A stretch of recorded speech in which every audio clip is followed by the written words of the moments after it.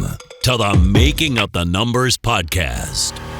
The Making Up the Numbers podcast is sponsored by Hope Technology, J-Tech Suspension, Revolution Bike Park, Ride Southern Spain, Schwal, and the world's finest independent mountain bike magazine, Singletrack. Hello and welcome to Season 4, Episode 11 of the pod. And joining us for this episode, we have the irrepressible Wim Masters, who is here not just for his own little segment, but to do the intro with us too. Then we have the young Irishman who took the World Cup by storm this season, bagging a podium in snowshoe, as well as the Irish national title. We'll be chatting with Ronan Dunne about his incredible 2022. So let's get going.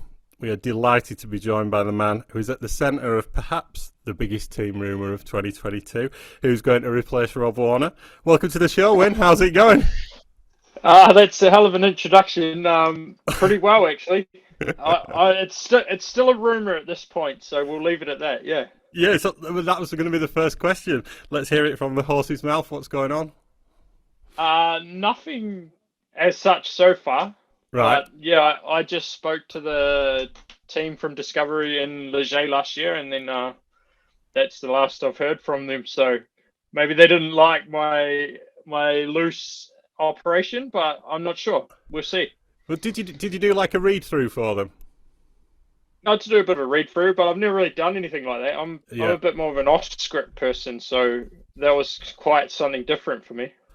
Well, God, it would be great if you could get that, because, you know, like, obviously, like, with Rob saying he was going, he wasn't going to go to Discovery, everybody's heart sank, I think, and there was no light at the end of the tunnel. And when somebody said win, I think the collective, the entire downhill, what's the word, collective, community went, Yes, somebody who could actually do it. You know, he might not be as good straight away, but he's got the charisma, he's got the enthusiasm. So, if it isn't you, I can't think of anybody else that could do it. I'm not sure who it will be, but at this stage, I'm probably doing some races next season as well. So, I don't think it's me, but I told them that I'm racing as well, but I could do something for them. Yep. So even like I'm not often at the end of the race anyway. So yeah, I'm there to do interviews if they want. I'm already doing that. So yeah. I'd be there to do something after the run. I'd be happy to do that, but we'll see what happens. Really, I hope that someone that does a good job takes over, but let's see. Yeah. So whilst we're on the topic of Rob and Red Bull, there's rumours of a 6-race Red Bull series in 2023. I can't find anything to substantiate it, but IXS will celebrate 20 years of the Downhill Cup next season, and there's a video about it on the IXS YouTube with Rob doing the voiceover. A certain Wim Masters stars in that video as well. It would seem like a good fit for Red Bull and IXS to partner on a series, wouldn't it? Oh, I'd like to see something like that happen. We kind of like the IXS series is great, but if partnership with Red Bull on that series would be like take it to the next level, and they've done such a good job to have like kind of a feeder series, and I think that would make it really a series that some riders might even do over the World Cup, you know, at that point. Yeah. So it should be good. Before we get into some other team rumours, the big news since the last episode was Amory's broken collarbone. We all wish Amory a speedy recovery. Not too sure about eating the eggshells, but get well soon, dude. First question then, Jack, Emmy, is he still the favourite for the 2023 World Cup? He's got a lot of time to recover from a broken collarbone, hasn't he? I mean, what are we still 7 months out? It's almost an immeasurable amount of time, isn't it? So, right then, team rumours. So Norco have unpaused their downhill factory team and announced that they'll have 3 riders next season: Gracie Hemstreet, Lucas Cruz, and a yet-to-be-named elite downhill veteran. It doesn't sound like that's going to be Blenky, does it? You guys can I'm quite sure it's not at this point. Yeah. I would say it's a certain Mark Wallace. Yeah, that's what I thought it might be as well. Yeah. So what was a your veteran? Yeah, I can't believe that. That makes me feel so old. Mark's still a child. He's not a veteran. Veteran, yeah.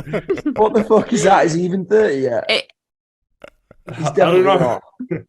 We've got to find out now. Yeah, he's not. Because I remember G. Milner doing loads of filming with him when he was a junior, and I'd already been filming with G for ages, and G told me Mark was going to be like the really good rider and stuff, and there's no way you can class Mark as a vet yet. Yeah, surely you've got to be over 30 to be classed as a vet, and I think that's still pushing it. He's born June 1st, 1995. How old is that? 27? 27? Yeah, 27, I think. Whoever wrote that, someone needs to have a word with them. Veteran. Well, I would say maybe he's a veteran of the World Cup circuit, but he's not a veteran. He's literally not even a master yet. He'd still be a senior in the UK. Yeah. He's 13 years off the vets category. So what do you know about Blenky then, Win? Is he going to... Somebody said Prime Bikes, which is... I'm not sure too much, but I think he's just exploring all potential options, what he can do. And maybe Norco is still in the picture, but not as part of the team. Right, okay, yeah. He's doing well at the minute, isn't he? Yes, he's back on form. Once he gets back to New Zealand, he always kills it. So he got back there for the Crankworks and for the Cairns Crankworks as well, and then he's back in form now. Yeah, 100%. Yeah. So, Emmy, thoughts on Gracie staying with Norco? That's good. I mean, she seemed pretty confident back when we saw in Whistler that she was going to have something, because I told her, I was like, well, it's a shame about Norco, but if you need any help or whatever, like, she was like, she seemed like she was like almost certain to have something, so I wouldn't really worry, but it's good. I mean, Canadian brand, and she loves the bike and she knows it. So it's, as your first year lead, if you change team and change a bike that you've been riding for a long time, it might be a bit tricky, to get everything sorted. So I think it will be great for a first elite season to have the same setup that she always had. And Pivot announced that their new rider would be Jacob Dewitt, as kind of teased by Bernard on the last episode. Solid first season in Elite for him, 51st in Leogang, 43rd in Valnord, 27th in Snowshoe, 33rd at Worlds, and then 40th in Val di Sole. You'll be looking forward to him joining the team? Yeah, for sure. I think, like, I know his brother Dane, because he's on the Pivot Factory Next Gen program. Right. And yeah, they're pretty similar character. I mean, I don't know Jake that much, but I think he's, like, from a writing side, very similar to Dane, and he also does his own, like, filming stuff in the most edits that he does. So yeah, he's a creative young guy, and because I'm on the media side, like, obviously now it's sick when you have someone that really looks that good on a bike and you want to film him, and maybe also share a bit of my experience with him. Cool. You've probably halved the average age of the team there, do you reckon, in one go? Yeah, Jenna and Jay take the... Well, I'm not really part of the team anymore, so I don't count. So the average goes down already. But but yeah, no, it's cool to have a younger guy, and I think that was the whole point, to have, like, someone in between Next Gen and in between, like, Bernard. So we have someone that kind of step up and can learn from the other guys. So Madison Saracen, I messaged Will, and he hasn't confirmed anything, but I'm pretty sure that they will go racing next season. Again, nothing from Will, but I've heard that Greg Williamson is going to join Madison, and that there's going to be a junior development team as well. Jack, have you got any info on that? Yeah, I mean, from people I've spoke with, they will definitely be continuing on, and Greg Williamson is going to be their new rider. So that's a new face for that team, and you can see that working quite well. I don't really know anything about the junior development thing they're doing. I'd heard rumours that George Madley was going to do something, but other than that, well, I've heard there's going to be 2 guys, 1 girl, but I don't know for sure who those people are yet. But yeah, George Madley, I think, has been rumoured that much that I think I have heard they're working on a new bike as well. Yeah, I think I've heard that as well. Well, Will told me that. About time, probably. They've been on that one for a while. Don't say anything, when you might get in trouble. Don't say it.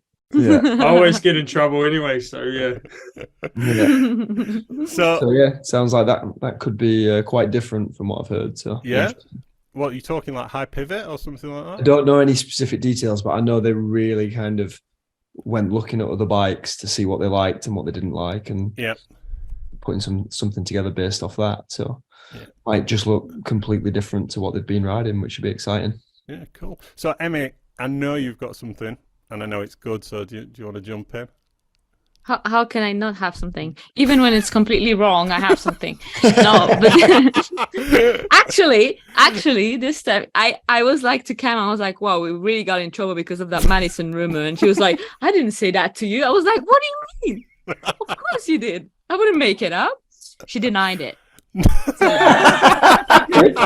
Nice. So it's all on me now. Anyway, so we're talking, obviously between the girls, we're all talking about who is going to go where, and we know that 100% is going to stop.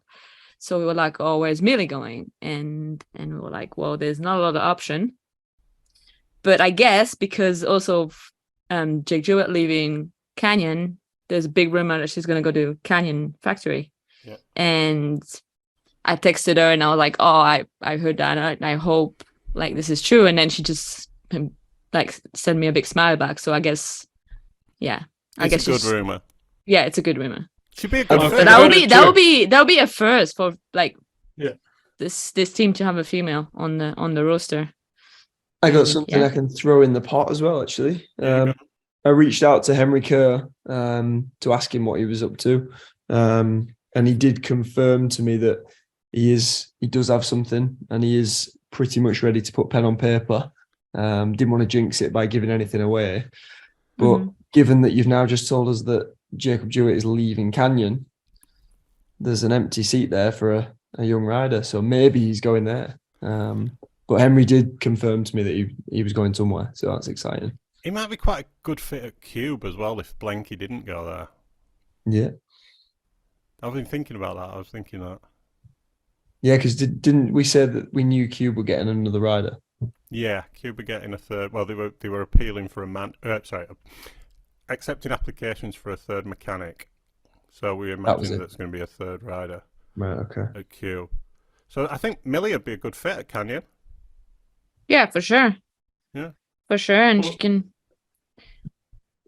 can like learn for Fabian as well. And I was quite surprised that. But I mean, they also probably she's a good friend with Tani, so it's Canyon Collective, right? It's like it's all big pot, so I think it's a good fit for sure. Yeah, cool. Win, you got anything on the old?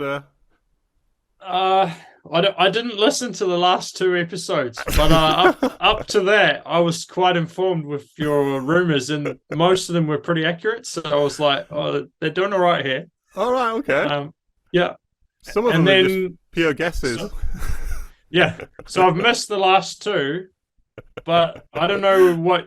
So I don't know where you left off. But Angel Suarez, I don't know if you've hit that one. No, we haven't had this one. Yeah, we've speculated, but we haven't had anything. So new team with Angel Suarez. I know that there's something happening there. Nice. And when you say new team for Angel Suarez, is that a new team that's never been around before? Or never been around recently. Never been around recently. Yeah. Right. Is it YT then? No. Ooh, what, older than that? Yeah, or probably around the same, but it wasn't really a big team anyway. So now it will be coming in with a bit more because I think I know. It's Uno. Yeah, correct. Yeah. You got it. You hit it. Okay, let's finish off this section with another one of those hypothetical questions. And I thought of this question straight after the last episode, and I still can't work out who I'd pick. So I'm calling it the impossible question. So it's a two-part question, and you might need a pen and paper. And if people want to play along with this at home, I will put it on Instagram with whoever these guys choose, and maybe put who you would pick. So the brief is you're building a brand new downhill team for the next 3 years. So it's 3-year deals. And I'm going to give you 3 pots of 3 riders. And what I want you to do first of all is to rank them 1, 2, and 3 that you would choose them for your team. So pot 1 is Amory Piron, Loic Brunet, and Loris Vergier. So deathly silence there. Yeah, you see, when I saw the script, I had a little quick look at this, and then I stopped. I was like, as you say, it's pretty much impossible, so I'm not even going to do any homework. So I'm looking at it for the first time now, really just thinking where you just put one next to all of them, but you can't. So pot 2, Camille Balanche, Valley Hole, and Miriam Nicole. That one's easier. And then pot 3 is Thibaut de Prella, Jackson Goldstone, and Jordan Williams. See, that one's impossible for me to answer fairly because Steve will kill me if I don't pick number one. I can't even. So if it wasn't a 3-year deal, I think if it was just a 1 year, you'd pick Thibaut, wouldn't you? I mean, he's won a World Cup. You'd go with Thibaut. Yeah, okay, fair point. So what I want you to do is write a 1, 2, and 3 next to them, as who would be your first, second, and third choice. Have you all done that? Mm-hmm. Yeah. So now, what have you got? Tell me what you've got. Who have you got for pot 1, Emma? Amory 1, Loic 2, Loris 3. Pot 2? Camille 1, Valley 2, Miriam 3rd. And pot 3? Thibaut 1, Goldstone 2nd, William 3rd. Yeah. Win? First one is Loic 1, Amory 2, Loris 3. Yeah. Second one is Valley 1, Cammy 2, Miriam 3. Yeah, for win, she gets very defensive. Yeah. Well, I'm just going off the age here. It's a 3-year contract. I want a younger rider. I must be riding for less than all of I them. told you. Yeah, I know. Just say. But I you know. just put your back out in the gym, so like older age maybe. And the third one was Jordan 1, Jackson, Thibaut 2, and Jackson 3. Wow. Right, okay. And Jack, who have you gone for? So it's almost impossible to choose between Amory and Loic. So I'm going to go Amory 1, Loic 2, and Loris 3. I think we've all, obviously we've all put Loris 3, but he could come out and do it. Exactly, that's cheating. He's just not had that finishing touch, has he? But we all know it's there. I'd go same as Emmy for pot 2, Cammy, because you can't argue with her consistency. Valley and then Miriam. Pot 3 is so difficult. I think I'm going to have to go Jordan 1, partly because I think he's going to be quite exciting next year with the changes. Jackson 2, because I think there's big things coming there. And then Thibaut 3, but no disrespect to anyone I've put for 3 because it's almost impossible to choose. So that's the easy part done. The hard part is now to build your team. It would be too easy to just let you have your first picks from them all. So you've got to build a team. You're allowed 1 first pick, 1 second, and 1 third. Who's in your team? I'm done. So Go on then, go win. Valley's my number 1. Yeah. Amory's my number 2. And Jackson is my number 3. Yeah, I think I couldn't get there because I wouldn't have had Jackson number 3. I think I would have had the same as you, but with Jordan as the number 3 in that pot. Yeah. I think I put him number 3 on purpose. You cheated. So who are you having alongside Cammy on your team, Emmy? I hope Cammy's on there. Of course she is. So Yeah. I'll pick Cammy for consistency. Yep. Loris, I meant 3rd because I also kind of put Loris 3rd on purpose because he's younger on the other 2, and I think he's also like The age thing again. gonna do a great season next year. And Jackson as my 2nd. Yeah. So it's Cammy, Jackson, and Loris. I think it would be a great team too, from like personality. Jack? Yes, right. I think I'd pick purely looking at points. So I'd pick my number 1 rider from pot 1, Omri, and I'd pick my number 2 rider from pot 2, so that'd be Valley. Because your number 3 rider's always, well, for that pot 3, you would think it's going to be more of your wild card following up on the points. So I'd then end up with Thibaut. So Omri, Valley, Thibaut for me. That's a hell of a team. That's like almost the best 3, really. I don't know. Yeah, but you could say that for any of them, wouldn't you? You could. It would be so weird, though. Imagine all them under the tent, no? Oh, having them together? Yeah, it would be weird as fuck. Well, Omri and Thibaut are already together, so it's just Yeah, that's why. It's so weird. Then Valley's going to be there in the middle.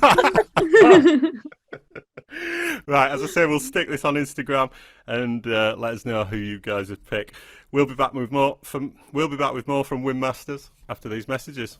It's been great having him along for part 1, but now I'm delighted to have a chat with Win about his own career. So I started, as I generally do, by having a look on Roots and Rain, and boom, 258 results on their win.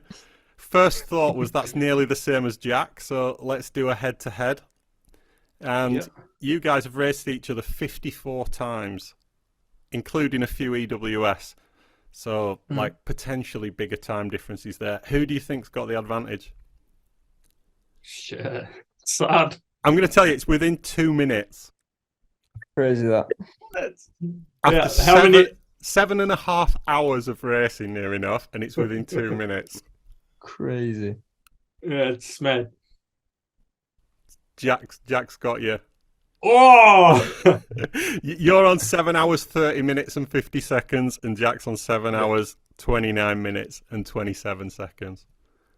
I was bummed when I saw that because you put that one on last week, which did not paint me in a good light. Against 2 lads who, let's face it, I'm not the most fond of, and they're not the most fond of me. And I was like, oh, for fuck's sake. So at least this is a situation where it's someone I got a lot of respect for, and it's nice and close. So that's good. Well done, Jack. Yep. May the battle continue. Yeah, let's keep going. I've got 2 minutes to make up. We're not vets yet. Yeah. No, not 2 minutes. It's, what is it? It's a minute. No, it's only a minute and 13 seconds. Is it minute 30? Minute 23. 1 minute 23. That's one EWS stage, mate. It's still doable. It's 1 All right, Win. So you started racing World Cups in 2008, and you kind of floated around the 30th to 40th mark for quite a while. I can say that because I've spent a lot of time doing that myself. Until 2013, I think your best result was 22nd at Schladming in 2009. Tell us a bit about that period, because you had quite a few different teams at that time. Yeah, the first year, 2008, I just came to Europe kind of by myself, and I was like, it's now or never, I've got to have a go. And I didn't do it as a junior. So I was like, I went to Australia, worked for 2 years, and then I was like, I'll go and have a go. And pretty much knew one person in Portugal and flew to Portugal and started racing there, which was actually a really good decision because we started with the Gouveia Maxis Cup and then I think another Portuguese national, and then I just winged it from there to as many races as I could do, really. Nice. I didn't know anyone. I didn't have a van, and I just asked everyone for a lift. So I had to get to know everyone straight away. So for that, it was like the perfect way to get stuck into it, Yeah. And then suddenly I knew most people in the pit. Nice. So back then you rode Ancelotti, Kenda, MS Evil, Team Bulls. Do you have a favourite kind of team from back then? Favourite memories from one or the other? The Ancelotti memories were really good because it was like me and Brook just travelling around with a family of Italians kind of in the camper van. So it was like Tommaso, who's the main guy from Ancelotti, and his dad. And we just traveled in the camper like that. And yeah, it was probably pretty hard for him looking after 2 Kiwis who were a bit loose, I can only imagine the stories. I remember it was my birthday once, and then I was like, me and Brooke just started ordering whiskies at dinner. And then we had to ride the next day because they came to test the bike or set the bike up for the next race with us. So they'd come for the weekend to where we were staying. and we're just drinking, and the dad can't believe it. Alberto, he's just like looking at us like, what are they doing? He didn't think that we were going to ride the next day. The next morning we're there, we're good. And he's like, shit, these guys, they're different. These guys mean it. What a memory. Back in those early... Oh, sorry, go on. Plenty of stories, and we could keep going, but and I think I kind of had to teach Brook as he went as well. Then he came over and he didn't know really anything because he'd just come from home, and he's 16 maybe, right? And he tried to cook pasta with no water. So, yeah, it was definitely a learning experience for both of us. Yeah, for sure. Those early years you've mentioned, like not having a van and having to get lifts off people and just meeting everyone. Was it a battle to stay on the circuit for a certain number of years? Were you spending time thinking, "Oh, this is hard, I can't do this," or was it always just fun and easy to just do it? Definitely wasn't easy, but it was always fun. And then I was almost thinking like the whole way along, like, is this ever going to happen? Like that you actually get paid to do this? Like, yeah. I was getting bikes and product and maybe some travel, but not really much. Yeah. So I was like, is this realistic to keep going? And then I'm like, well, what else am I going to do really? So I'd go home, do like work through the off season, trail building, and then just kept ticking away. And it got better every year from there pretty much. Nice. So, yeah. So rolling forwards then to 2013, you had a really good year. You were 22nd at Val d'Isole, 21st at Leogang, and then 17th at Worlds. Did you feel like you'd made a bit of progress that season? Yeah, the previous 2 seasons were a disaster. I had a broken arm that, like, compound fracture that got infected, and then I came back like when the surgeon told me that I was good, but I wasn't really. I was like still in pain, and then at Fort William I hit a hole and I just bent my arm, like it bent all the metal plate. I remember that. Yeah, so I had like this bent arm, and then I raced Leogang anyway because I just couldn't believe it that it was that bad. So I was like, this is not possible. My arm's like broken. And I'm racing in Leogang and I was just like telling myself that it's okay, but it wasn't. I still qualified, so I was like, that was good. But I couldn't do any like drop impacts. Like it was every time I was just gritting my teeth. Oh. Then I went home after that, got it fixed, and that was like wrote that season off. Next season, come back, and I just getting good going in New Zealand, and then I broke my handlebars and it broke my wrist, scaphoid, and then the bone died, and another year gone. And then I got pretty lucky that Mitch Delfs didn't take the Team Bulls ride, and Mad Dog Boris called me up and said, do you want to ride for Bulls? And I was like, for sure. It's the first time I'd ever been paid. I'd done 2 seasons that were really bad, and then I got put onto this team where I'm getting paid and getting a bike, and I was like, well, let's go. Yeah, for sure. Yeah. So that arm, that must have hurt like hell. Yeah, I would say so. Yeah, it was like every drop in the track, I was just gritting my teeth. And then I was in my race run at Fort William, and I hit the hole. So I just hit a hole, and when you like brace to not go over the bars. Yeah. And my arm, I felt my arm just go good. Oh my gosh. And then I'm like, well, you're in a lot of adrenaline at that point because you're racing. So you're like, I went all the way down, and then I like look at my arm. It's like good. Looked like a banana. Oh God. Yeah. And then I send the surgeon the picture. The X-ray looks like that. the plate is like looking like that. I still got the plate at home because they took it out. So I was like, yeah, I've got to keep that. Oh my gosh, yeah, not good. But so got past that. Yeah. So moving into 2014, you took 8th at the Garbanzo DH at Crankworks in Whistler, which is a longer race for anyone who doesn't know. That one's around 12, 13 minutes kind of length. At that point, did you start thinking you might be better at longer discipline races, or was it not something that came into your mind? Yeah, I was always a bit more endurance than sprint. So, yeah, I was always like wanted to do the Gabonza race when I saw that there was this real long race.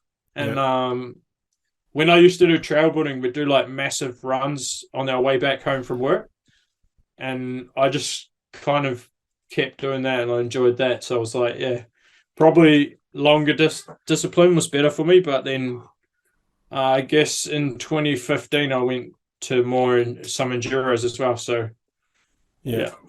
So the opening line on your Instagram profile is living the dream. I don't know if you remember that, like nobody checks what their Instagram profile says. I don't know. You could just write that one morning. But at what point did you think, I'm probably not going to be a Minard here winning, 4 world championships. I might have to think of another angle. Did you consciously think of that before you started Win TV and things like that? Yeah, quite possibly already like realised that maybe at the 2006 4-cross world champs that I was not a great winner when I crashed. Like I think in both races, it's like pretty gnarly crashes, and then I was like, well, I'll just do it my way and how I can do it, Yeah. And so you mentioned. Oh, yeah. Go ahead. Sorry, I think 2009, I remember I got back from the season and I started working. Then I bought a laptop and a camera. And then from there, it was doing my own videos and then just progressed from that. Cool. Yeah. So, 2015, you mentioned you went to like some longer events like Crankworx Enduro and EWS in Glentress. And you get pretty good result there, like a third at Crankworx Enduro and top 15 at AWS. So did that give you a lot of confidence? Because straight away after you got 11th at War William, which was like an amazing result. Yeah, I think 2015, everything was just like easy. It was all kind of clicking. Bulls didn't have a very good enduro bike. And like it would last me like 2 weeks, I think. Every frame. So I convinced them that I could ride a blacked out Santa Cruz, which worked in my favor quite well. Yeah. I got the Santa Cruz like 2 days before the Rotorua WS and just got it built up and then did the race. And I was like pretty keen on that race. So I was like not sure how well it was going to go, but to end up on the podium was a dream. And like there was like this gnarly big hip jump on the bottom of the last stage. And I think myself, Blinky, Cedric tried it, encased it, and Mitch Rapalato jumped it. And if I didn't do that, I wouldn't have got the third. Justin Leoff was like less than a second behind me, I think. Right. So I sent this gap the first time. I didn't do it in practice. Blinky did it in practice, and I was like, well, if he did it, I have to do it. And then I did it in the race only, and it got me the third, so I was like stoked. That's so cool. Yeah, that's cool. That's cool. So tell us a bit about your training for EWS. So do you think all that bike time that you get, because I see Ed train as well, and I see all the bike time that he gets, does it help you for downhill races? I think in that period, it helped you a lot more than it does now. Around then, like if you were training of any sort, it was good training. And now everyone's very specific. And you look at even like a lot of the build of it, a lot of the riders, they're pretty strong now. Whereas then it was a little bit different. You didn't have guys looking like Amory or so on, you know? So I think it's changed a little bit. Before it was like if you did any training, it's good training. And now, and now it's like you kind of have to specialize in one discipline or the other.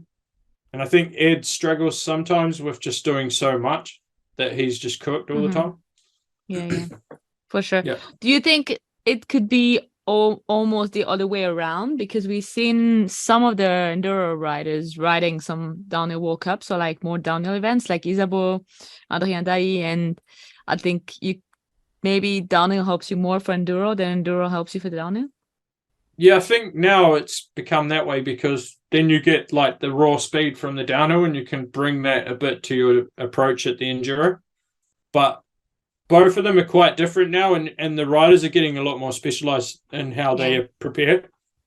But it would be good to see more crossover. But I think the crossover days are going away more and more at the moment. And I feel personally like the Enduro's gone a little bit the wrong direction from where it was. Like, we done some really, well, Jack would have done some as well, that were really awesome big 2-day events where you got 2 days of practice, 2 days of racing.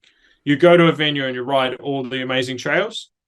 And now it's kind of gone away from that, which is a little bit of a shame. Now it's only like 5 stages over the weekend, which is like pretty short compared to what it was. What are your thoughts on that, Jack? I think you're muted, mate. Yeah, sorry, I was coughing and I didn't think you were going to listen. So thanks for that. Yeah, I agree. It's definitely like the crossover days are pretty much over. Like, as Wynne says, you've got the downhill that is now so packed with talent that we're all fighting over tenths and hundredths of seconds to get where we want to be, or even in roughly where you want to be. So you have to specialize in that constant evaluation of getting every single little bit of time out of your race run that you can.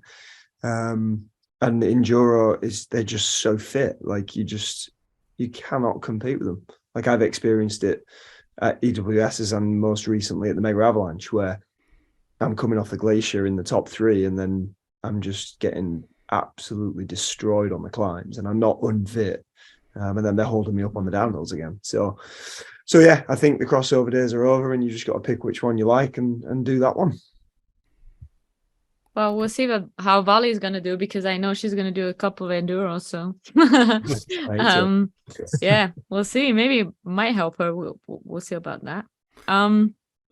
So when moving on a couple of years, you talked about the Rotorua Enduro for 2015 where you got third, but there was a big race in 2017 in Rotorua, and I remember that because I was there as well.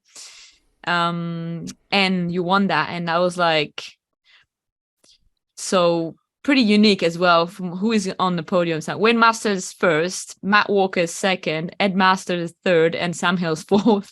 I mean, this is a pretty awesome result sheet, if you ask me.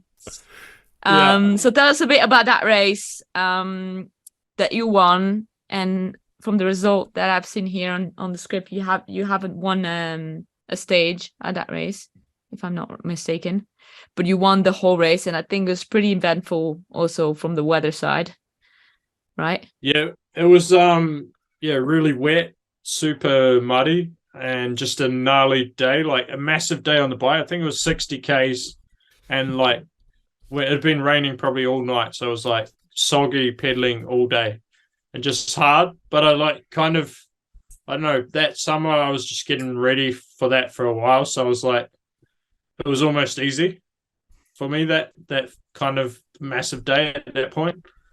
And then Ed was doing real good as well all day, so we kind of like had some idea of what's going on. But Ed had a few rough stages as well. I think one stage he had a big crash and his dropper got stuck up, so he had to try and ride the bottom of the stage with the seat up. And since then, he's kind of figured these things out a bit. So now he's pretty dialed with his enduro approach, but it used to be pretty wild, his racing approach all around, I think. So it worked in my favor, and then I managed to get the win, and it was an all-Kiwi podium with Sam Hill fourth. So it was a pretty epic day, and to do that at home, like whatever anyone wanted to say, it's still like you're winning your home race. I think Nico Vulia sent me a message and said it's bloody hard to win at home, so well done. So I was like, that was pretty sick. It's incredible. Yeah. Really, I remember it. Obviously I wasn't there, but I remember seeing it, like, and I remember the conditions. It was, as you say, wet, muddy. Yeah. Do you think if it hadn't been like that, you'd have done as well? No, not at that point. I didn't think coming into that one that I was riding super good, but because it got wet, it played in my favor a bit, and I was like a bit more ready for that. And Yeah. then I remember one stage was terrible. Like I was like, I've lost the race on that one stage because I was like running some of it, and you're like, what are we doing here? And then Ed like smoked that stage, and I was like, what? He didn't run at all. He was like pedaling through all this shit. And then I was like, shit. So I thought I'd like thrown it away there, but I managed to hold it together for the rest of the day. So it was pretty good.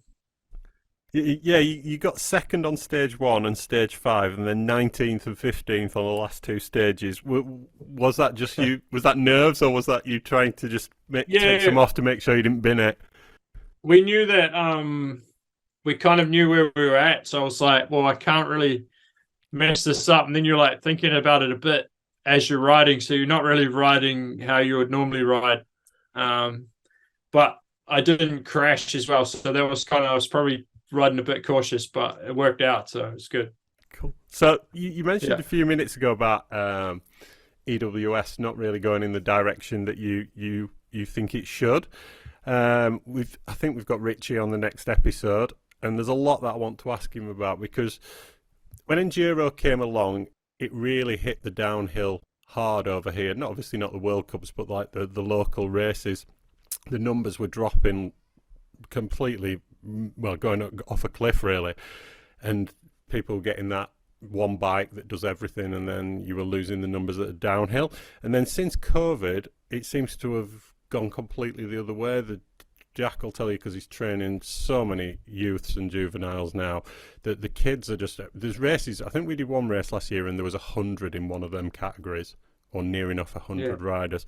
So what are your thoughts on the EWS at the moment, in the sense that it doesn't seem like they're giving it as much coverage? I don't know if they were doing videos from them this year. What I kind of feel like they've let it down a little bit, or let it go down a little bit the past year, and it's hard to follow as well. Like even the live timing can be sometimes hard to follow, and it's not quite that exciting when on the other weekend you're watching a World Cup downhill and you're on the edge of your seat going, holy shit, who's going to win? And then next week you're trying to log into some live timing just to see who's doing what. And I don't know, I lost a little bit of the passion for it with the way it's kind of gone. And I gained more passion for downhill again, which is kind of cool. Everything's going in a full circle. Yeah, it seems that way. Yeah. And I don't know if you've got any team rumours on Richie, but I think he wants to do downhill next year. That's what I've heard. Well, there's rumours today. Sam Hill has posted something. I don't know if you've seen that, and he's put something like 212 days to go, and 212 days is Val d'Isère World Cup. Yeah, that's he's planning to do downhill, from what I know. So Richie and Sam back on the downhill, that'd be amazing. And I think Brendan is training again too, quite seriously compared to how he has done. Well, he's also had a family since, but now he's back in the gym and back training. So that could be good. Sam and Brendan back in there would be good. Another 2 people to beat Jack to qualify. There you go. It's the young one I'm worried about. Fucking hell. Just keeps getting easier, doesn't it? Yeah. Jesus. It's insane now. The race used to be in the race run, and now it's just in the qualifying run. Yeah. No, 100%. Definitely. You can you're already coming back up the lift, going, oh, that's a relief. I'm in the final. It used to be the other way around. It used to be like, oh, I could have a crash there and I'll still be good. Yeah. They're gone are those days. Top 16 and now all these new riders. It's those days are long behind us. Funny. Yeah. All right then. So back to you, Win. 2022. You kicked the year off with a brutal crash at Sea Otter, but got up to race 2 hours later and grabbed 5th. You were lucky to walk away from that one, I think. Yeah, it was quite a big crash. There was like this kind of, I don't know, it's like a triple in. It should be a quad, really. Yeah. So then I got smoked in the slalom qualifying, and I was like, well, I'm going to change my tires. So I just looked at what people were doing, So I was like, I put a cross-country tyre on the back for the Sea Otter Downer. And then I had like a super light front, like, and it's still an enduro tyre, but I would never use it for enduro. So it was like hard compound, like light casing. And I pumped them up to like 35 PSI. And then I did a run of the track and I was like, holy shit, it's fast. So I was like, and then I was like, well, they're jumping that thing onto there. So I'll give it a go. I come in and I was like, wait, there's a bit of tarmac road before it. And I was like, bombing that, and I'm like, well, should be all right. And I like half pulled it, and if I'd have pulled up, I would have gone for the quad, but instead I just went into the face of the fourth one and just like bounced full bottom out, and then just exploded into like a whole lot of dust. My whole goggles were like full with dust, and I was like a little bit shaken up, but because it was so slippery, I just slid for ages. So it worked out pretty well considering. Yeah, what it could have been. Yeah. I love the approach, though, Win. It's very similar to mine when you go to a race. Let's have a look at what everybody else is doing and try and copy that. Yeah, I was like, I can't. Well, I was like, I can't deal with being 45th in the slalom qualifying. So then I went to getting 5th in the downer the next day after that crash. And I had to jump that thing in the race again. I was like, oh, here we go.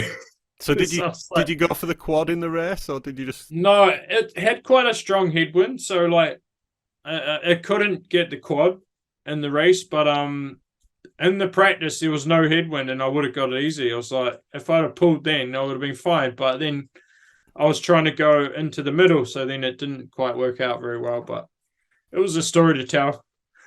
Yeah, sure. So then moving on to the World Cups. On the subject of what we were just talking about, with the standard being so high, you did miss out on a few during the season, like a lot of us did. But then in snowshoe, you hit back 21st. How much did that result mean? Yeah, that was pretty special. It was like, again, gnarly conditions, and I think like that's the ultimate equalizer. So for me, that's when, I don't know, the chance in the race gets higher. You're like, now we can really battle rather than we're just trying to get in there and in a good position, you know? Yeah. So I think that those gnarly conditions, the previous year I didn't enjoy it when it was slippery and snowshoe, but now we've got like a new bike, a new setup. Everything was like quite comfy. So I was like quite happy. And then it was really physical as well. So I just like was quite ready for that, and it worked out pretty well. I didn't expect the result to be there, but I was like stoked to sit in the hot seat for a while. It had been a while since I sat in the hot seat that long at a World Cup, so it was a pretty good feeling. Yeah, I bet. Can I just jump in with a question there? Absolutely. Tell us about Windmaster's bike setup. What's the approach, man? Oh my god. Well, I pretty much try to get just comfortable, and then normally I would set and forget and just ride it for most of the season. But we've got Rich, one of our mechanics, new mechanic on the team this year. Rich Simpson. So Rich races in the vets class with us over here. So he's a shout out to Rich. He's a nice guy, Rich. Yeah. Rich is pretty into his suspension tuning, so he's been, I don't know, directing me a little bit more than I direct myself, and he would help Ethan. I would see what works with Ethan, what works for Ethan, and then we would kind of follow things a fair bit. But at snowshoe, I think I just went softer than I was previously, and it seemed to work pretty well. So I was like, but I've got one video where I like, my bike was definitely pretty soft in the race, so maybe too soft, but we're kind of working through things, and it's good to have Rich on the team and work with him, and then have Ethan as well. Ethan's super focused and like improving every race as well, so it's like quite good to have a young guy like that to learn off that's so focused. I don't think I was ever quite that focused in my racing at his age, you know. Yeah. So you then, at the end of the season, you went and did Transmadeira, which looks like an awesome event, and you won that one. Was it first time doing something that long? I'd done the Andes Pacifico before and I loved it. And I was like, I had a few good days, but I had a lot of mechanicals because my bike was like a one-off season old bike. And normally when I go home to New Zealand for the winter, I ride like all the time. So then I took my old bike to the Andes Pacifico and it kind of wasn't really up for 5 days of racing. But then I knew what I was in for at Transmadeira, and it was just like 5 big days of riding and some pretty hard days. Like for an enduro that's aimed at everyone, it's a pretty hard race and just some awesome tracks. Actually, I only went there because I missed Val di Sol with COVID.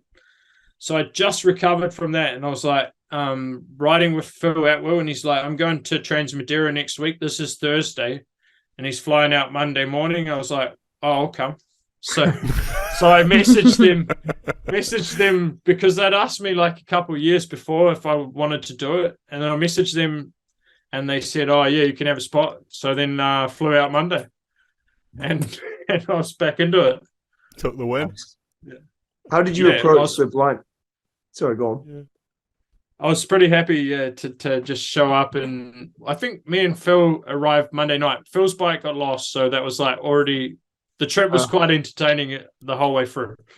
And then we arrived Monday, so we got to build our bikes. I think it was like getting dark. Just got my bike together, and then Tuesday morning they drive you to the top of the hill and you start racing. And you're away. So yeah, and then you're 5 days of racing. So it's like. 5 days of racing. Some of the stages we're done when we went to the EWS in Madeira, but then there was like there's a whole lot that we'd never ridden, and there's some really sick stuff there. Yeah, for sure. Amazing, Brian. Yeah. How did you approach the blind racing? Did you just kind of sit on an 80%, or did you do some fast stuff?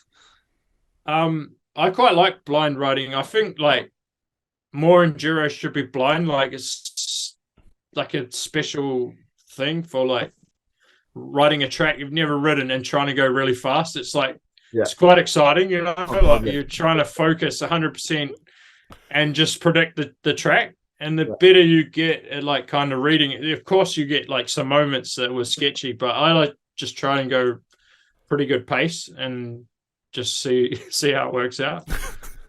Yeah, for sure. So you then went on to finale for the EWSE. Are you keen on these like technical uphill sections they're putting in at these races now? If I was about half the weight that I am, I'd be quite keen on them. But since I'm sitting around 90 kilos, I don't think I'm that keen on them. No, for sure. But Richie was pretty impressive in that race. Like he could have won that race if he didn't crash on the last stage. But he was also on a new generation engine, and I think there's quite a lot of technology in the engines in that sport as well. So it's bringing a bit of motorsport and also a bit of horse jockeys to mountain biking. Yeah, definitely. Yeah, I remember back in 2000 and what was it? It was 2020 when I told you I was doing the e-bike world champs at Leogang, and you just laughed at me. And you went, what bike are you on? I went, on the Commensal. You went, what, with the old Shimano motor? I went, yeah. You went, you're gonna die. And you were right. And I snapped my chain on the first lap. Practice was really fun, and then snapped my chain on the first lap. I was like, thank fuck for that. Get me to the bar, because I was in I think I was fourth from last by this point, and all the little guys had just gone. Yeah, I remember I did the first e-bike cross country in Montserrat the year before, so I had a bit of a clue on what was going on, and I spent the race battling with Loic's dad. So I was like, okay, there's a bit of a difference in some of the motors. And actually, Loic's dad had a huge crash because I was like cheering him on so much from behind, and he went straight over a berm. Oh, geez. But Loic was like, yeah, you shouldn't be riding around behind my dad. Yeah, no, for sure. Sure. But one of my friends is like not really serious, but I guess pretty serious, and she's like Bosch sponsored as well. And she told me like, if you literally have a track that's not technical enough, like the lightest person in the field is going to win with the same motor. Like weight makes such a like big difference. So yeah, it's pretty crazy. But yeah, they're like developing so much different modes and stuff like every time. So yeah, you're definitely right on that one. It's like mine and Jack's go-karting the other week. There's no wonder I come last, Jack, when I'm 40 kilos heavier than everyone else. There's your excuse, mate. We should have known at the time. Yeah, I'm interested to how they will develop that discipline for it to become any sort of thing that's mainstream, or if it even does. Like it's hard to say. Yeah, yeah. So let's talk a little bit about the Privateer Award. We all know it's like a very personal topic for you. How did you come to the idea? How did you start it? I listened to quite a lot of motocross podcasts, and the Pulpy Mix podcast was doing quite a lot for privateers. I was kind of like, some people have done like smaller things where they had, I think Vital with Sven did like a Privateer of the Year award at one point, but I was like, why don't we have something like this every race? And I was already doing the Win TV videos, so I was like, may as well try and get some money to give to the privateers, because some of them, you can tell who needs it and who doesn't when you give them the award, just from their reaction. But sometimes you're like, just giving them even whatever it was, started off with €500, I think, and now it's up to about 2,500. And just seeing the reaction of the person, it can make such a difference. Like, if I'd have got that when I was racing in 2008, it would have kept me in Europe for probably another 2 months or 3 months. So like, I thought you were going to say it had kept me in whiskey for another. Yeah, probably in the whiskey as well. Yeah, but cheap whiskey. Yeah, but yeah, it just would have kept me racing more, and I would have done more races. So it's like, it's just trying to help those people to make it that are actually doing well as well, with not much. Yeah. So yeah, kind of built that to a point where it's doing quite good each season now, and a lot of people like to support it themselves as well. Like, get a lot of people coming by, giving me cash to the pit. They'll bring cash, or they'll donate through the GoFundMe, and then we get that. You kind of like feel like you've helped someone to achieve their dreams, and it's sort of that's what everyone wants to do in the long run anyway, So it's cool. Yeah, so talking privateer, and obviously the change of like broadcaster and all the changes going to happen next year, but also in the next few years. There's been a lot of rumors about ESO maybe try to like, maybe not next year, but like in the long term, to reduce the number of riders and like make it harder for privateers to compete. So what are your thoughts on that? I think it's a shame, because like our sport's quite accessible. Like, if you did motocross, you can't just put your motorbike in a box and fly to the other side of the world and race. And our sport, you can do that. So say you got to be the best in your country, New Zealand, South Africa, wherever, you can then get your bike in a box, go to the other side of the world and get into the race, because you've probably got UCI points, and have a go at the top level. And it's like, that's quite cool. And then the stories that you get from the people that then go through that and make it to the top is pretty cool. Like, I'd rather back the underdog sometimes than back the favorite, like, I'm definitely a fan of the underdog, and it makes a good story because you tell what they've done to get there. Like, they've not been a junior that's been spoon-fed for a factory team the whole time, and they've like gone there and done it themselves. So it's quite a bit, I don't know, it's like rewarding to see that. So those people succeed, Yeah. And I think people at home want to see that too. So it'd be a shame, but if there was a good feeder series, then potentially it would work. But the feeder series would have to be very good for that to work.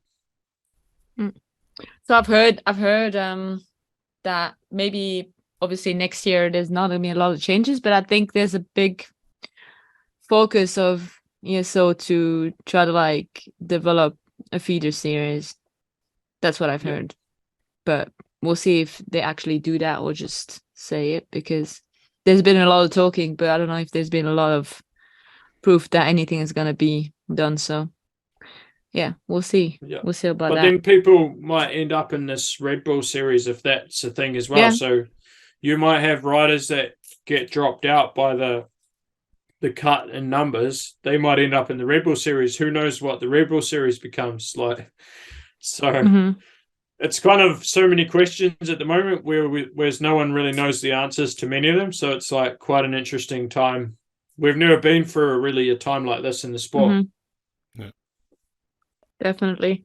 So we mentioned earlier that you were on different team almost like every season in the early part of your career, but now you've been with GT since 2016, and obviously GT is synonymous for a good time, so I think it's a pretty good fit for you. Yeah. Do you feel as though like if you found a home there at GT? Yeah, kind of like I remember when I changed teams, I was like, I still had another year on my contract, so I had to in the end I had to pay out, and then they cancelled the team anyway, so I like kind of lost out there. So the sum of about 20,000 euros at the time, I was like, which was a lot for me at the time. Yeah. But I was like, well, I've got this chance now to go to GT, a brand that everyone knows, and a team that's been in racing for a long time. So I was like, I have to take that while it's there, and I wouldn't regret it. I'll do it again today because it's just been like every year kind of building, and I kind of grew with the brand as well. Like now people know me through GT, and then I can tell someone in a shop like I ride for GT bicycles. A lot of people know GT bicycles, so it's like it kind of just a bigger brand. If you told someone you ride for Bulls bikes, they don't really know what it is, but in Germany it's massive. Yeah. So I think it was a good chance, and we've grown together, and I'm kind of at home there now, so pretty happy to be 7 years, and we're on to the 8th one next year, so it's ticking along. So, how does it work now with GT? Like, what's the brief for you? Like, you seem to travel a lot. So, what do they actually they want you to do? Because it seems like you're doing a lot. Yeah, often I do probably too much. So it's like it was my doing quite often that I do too many events or I ride too much. So I would say I'm detrimental to my own performance quite often because I just want to ride my bike, and then I just end up tired. But that's what I like doing anyway, so I was like, why not? But yeah, they kind of give me quite a bit of freedom, and I can do the events that I like to do. Like, I didn't really even tell them much about Transmadeira, but then I went there from 3 days later, so like I'm able to do the events that I like doing, and I follow then all the downhill World Cups. That's like the main focus, to be there, do the videos there as well. Quite enjoy doing that. It's just like part of the race, but then part of the post race as well, Yeah, so you mentioned Ethan Craig before, and Jess Blitt is also on the team, and obviously on the Enduro side you have Noga. Jess and Ethan had great seasons last year. Tell us a bit about the team and how much you involve in like the development, because obviously they're younger riders, so you can help them out for sure with your experience. Well, Ethan came onto the team and it was me and Martin at the time, and we're like, what's wrong with him? He doesn't talk. And so we're just like going at him flat out, like, and then just got it like getting the character out of him. And now it's quite funny because now we've got Ryan Pinkerton on the team. Yeah, true. Young American kid as well, who's been doing quite well.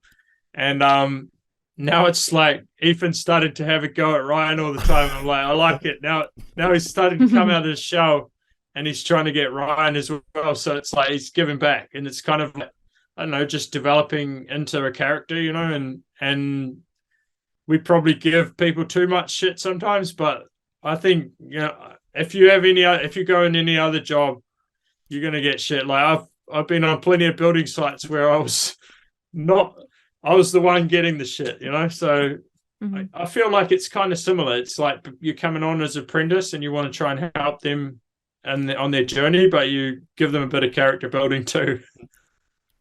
Yeah. Oh, good. Nice. So you're 35 now. What's the plan for next season, and what hopes and dreams do you kind of have left to achieve? Hard one. That it's pretty much just like continue enjoying riding and racing. So whether that's at the World Cup level, probably not too much longer. I don't think I'm going to be like a Greg Minnaar, but if I'm still going all right, then you keep going. But doing events like Transmadeira and stuff like that is like just such an experience. Yeah. And those are like probably the best weeks of riding that I remember when I do those events. Like I remember the Andes Pacifico being so good, and then the Transmadeira was kind of the same. So I was like, try and do a few more like that. There's one in Mexico that I want to do, Sierra Norte. It's like Day of the Dead festival, and they run it alongside that. So I think that one's pretty epic. Marcelo Gutierrez was at the Transmadeira, and he said the trails there are insane at the Mexican one. So do that, and maybe the what's the one Trans-Provence, but they've renamed it Stone King Rally. Yeah. And then all the downhill World Cups as well. So stick with the downhill to do the videos and stuff, and for the like near times, just keep racing, but see how we're going, really, I guess. And then building on the privateer program, we're trying to build on that and develop it into being like I run a bit of a program myself alongside the team to help privateers as well. So that's the plan for the short term. We're just trying to get enough funding to make that a reality for next season. So it should be watch the space. I think it'll happen. But if anyone's keen to get behind the privateer program, where we're kind of like giving one rider per event the factory rider treatment. Oh, that's cool. So that's kind of the goal. Yeah. So how does somebody apply for that? Win the privateer award. So applications are not accepted. Right. Just results on the day, and a good story from how you got there, then that also helps. That's cool. Like sometimes I can remember we'd be going through the privateer award. We have like 2 people, and then you've got to look at, what does he get? What does he get? Or where did he come from? What bike is he on? And it's quite hard sometimes to really define the person. But then when you get someone that's really got nothing, then it's pretty cool, And if you then put them in a team where they're like suddenly a factory rider for a week, it'll be quite interesting to see the reaction of what they like. It's just a different world, Yeah, 100%. You maybe get some great content out of that. I'm not saying that's the aim of it, but just seeing the different people, Yeah, well, that's the plan anyway, and try and tell some stories. Yeah. That's what I like to do anyway. So, we'll tell a few stories through that, and hopefully grow it into something bigger as it goes. Cool. Well, I'm going to try and follow a privateer on here next season as well, of some kind. That's a plan for next year to do. Like follow someone for the whole season. Maybe not after every race, but after every couple or something. So, are you living over in the UK now? I am, but I'm moving to Austria next week. Okay. So, Are you going back to New Zealand? Back to New Zealand after next season. Right. Okay. For the summer. Yeah. So haven't been back to New Zealand very much lately, but hopefully get back there next season. So. Go on. Sorry. Austria should be good. I've never done a cold winter though, so Well, when best of luck. So when the racing's done, you're comfortable in front of the camera. Would you like to move into the media? Oh, for sure.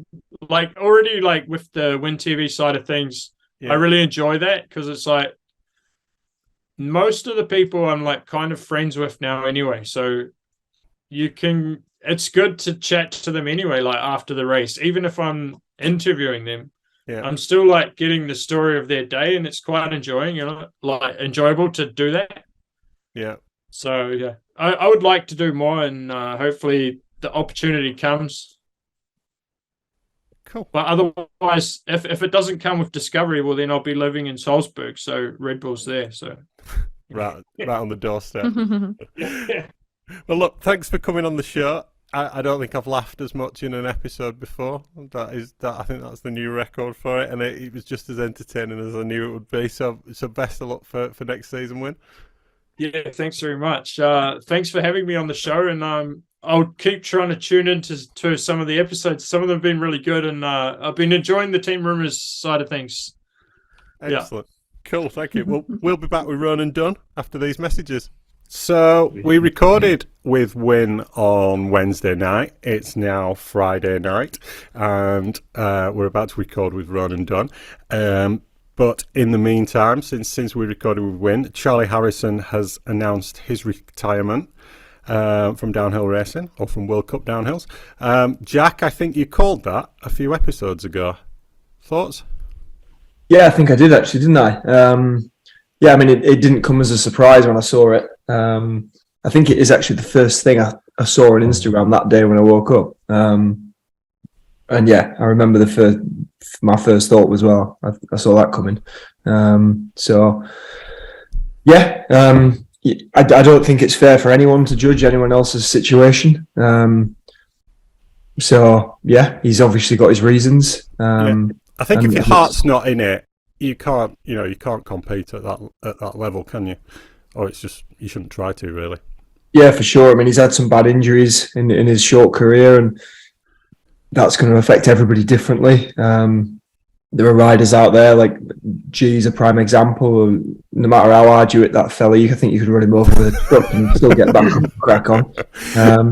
And then you've got other riders, Reece Wilson's one of them, who are a little bit more susceptible to bumps in the road. And I think you summed it up with, if your heart's not in it and you don't want to do it anymore, then it's a very difficult thing to carry on doing, because it is an extreme sport and it does push you mentally and physically to the whatever levels. So yeah, I certainly wouldn't be one to judge, and I would recommend other people don't judge either. Just wish him all the best with what he does now, really.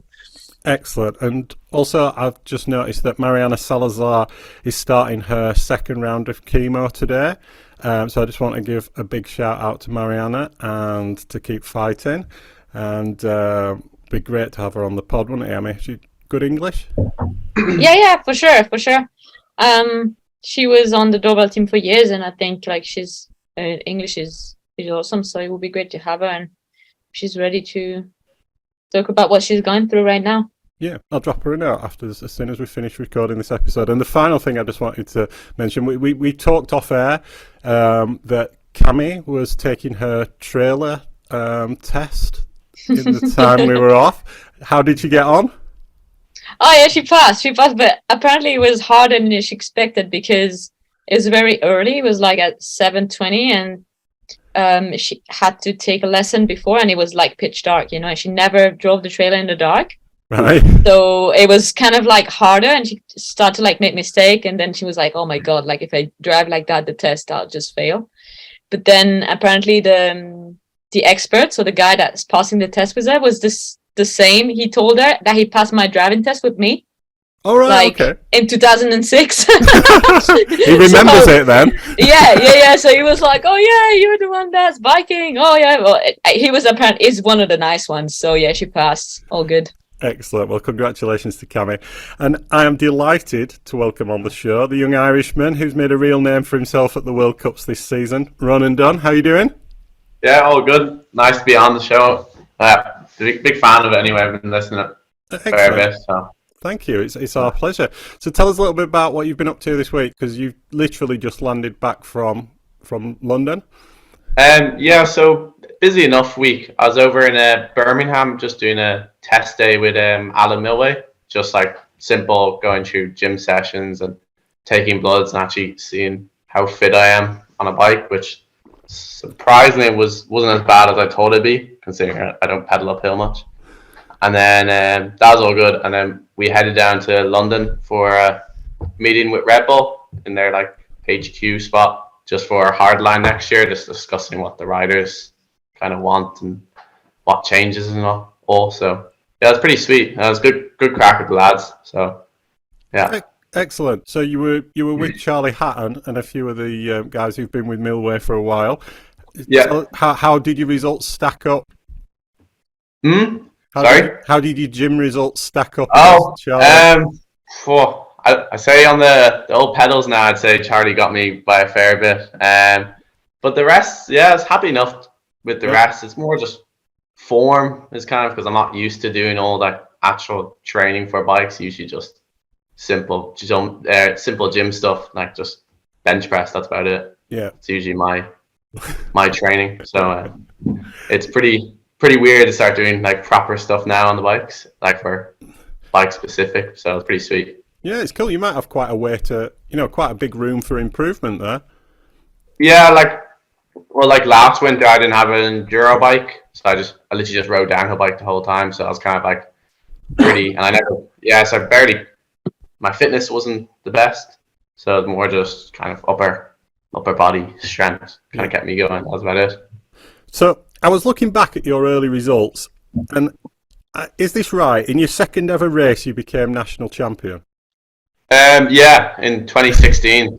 It was like a close enough race to my house because I think the first race I did, I like minced myself like 3 times in my run, just fucking smoked into a few trees, and then the next sounds like a character. No, it was good crack, and I was like, I think I got a new bike then before the second one. Yeah, and I somehow managed to win that against Chris, who's my teammate now. Yeah, and he wasn't too happy then because I don't think he took that well. So 2016 national champ, 2017 national champ, and I'm looking at all these results, and there isn't a single double figure finish. Yeah. Then there's a run of 6 first places in 2018, and then you come over to Britain. All those races were in Ireland, and then you come over to Britain and race the 2018 national at Bala. Seeded 7th and finished 15th. Was that like, I'm going to have to find another gear here?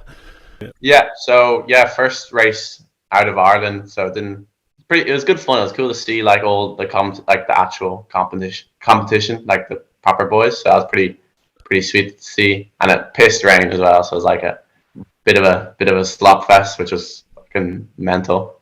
Yeah. We crashed like twice in each run, but it was still a good crash. I was in that race, so I remember it well. Yeah, Bala in the mud is an experience.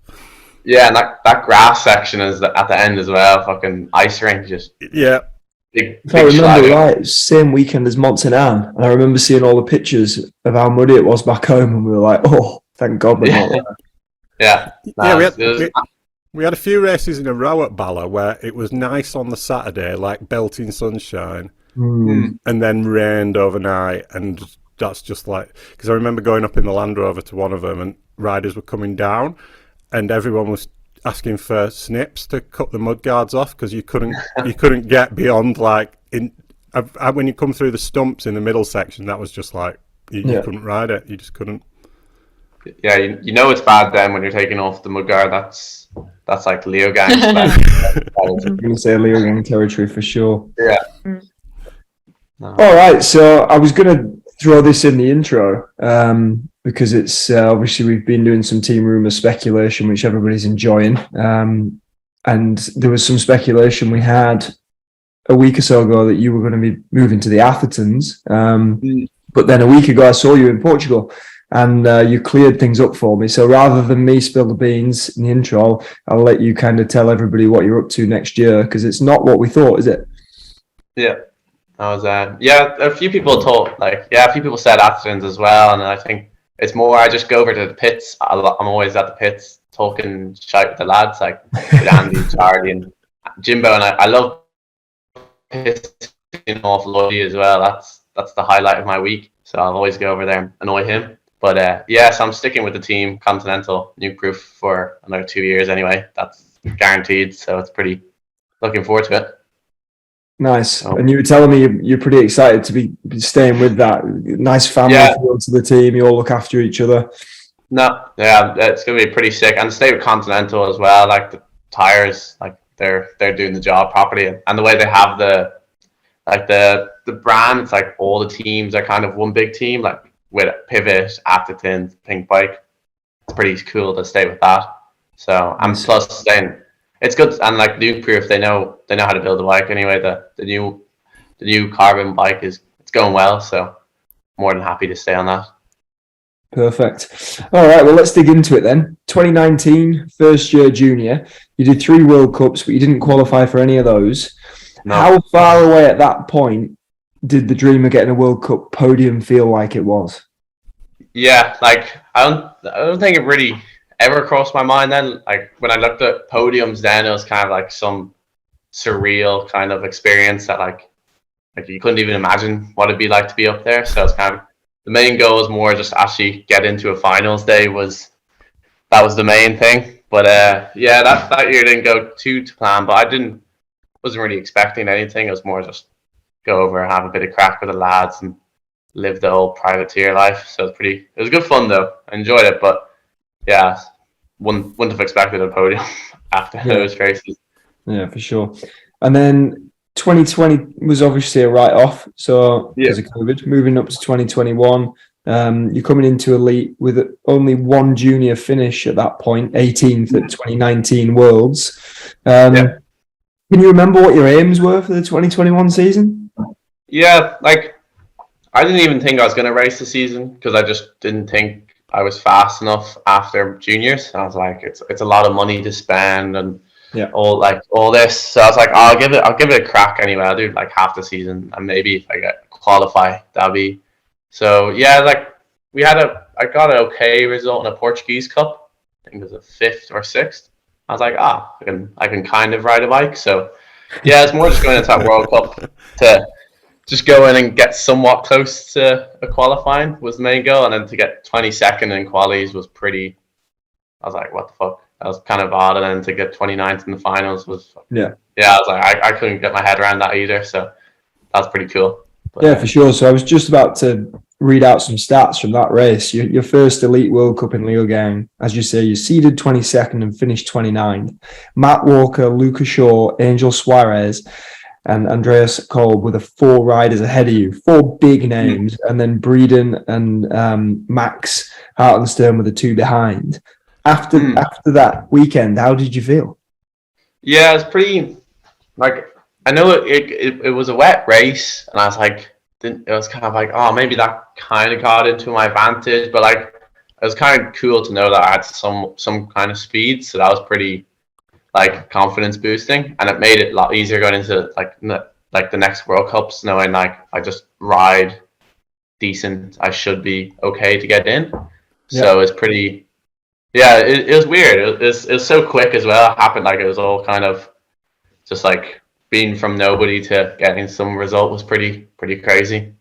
Yeah. Did you feel you'd done anything in particular to go to Leogang and get that result? Was there any kind of training you'd done or? No, like not really. I didn't have an enduro bike. I just rode my downhill bike loads, a fucking ton, and just loads of downhill, loads of bench press. downhill deadlifts and bench press. That was it. Not a bad recipe. No cardio and pre-workout. That was my that was my secret. And it was working. So I was like, I wasn't changing anything. But yeah, that was all the prep there was. Like no suspension setup. It was literally my own shitty settings. But the team, like the bikes are running great as well. Like the team had them. Like even though the team was very, very small then, they like did the best we could. So it's pretty sick. Nice. So then it was on to Leger, and again you seeded 20th, and this time you finished 17th. Were you caught in the rain for that one? No, I think I got it just as it was like kind of just before Tebow. I think I was. So I was lucky with that. So you got some driving. I wasn't really like.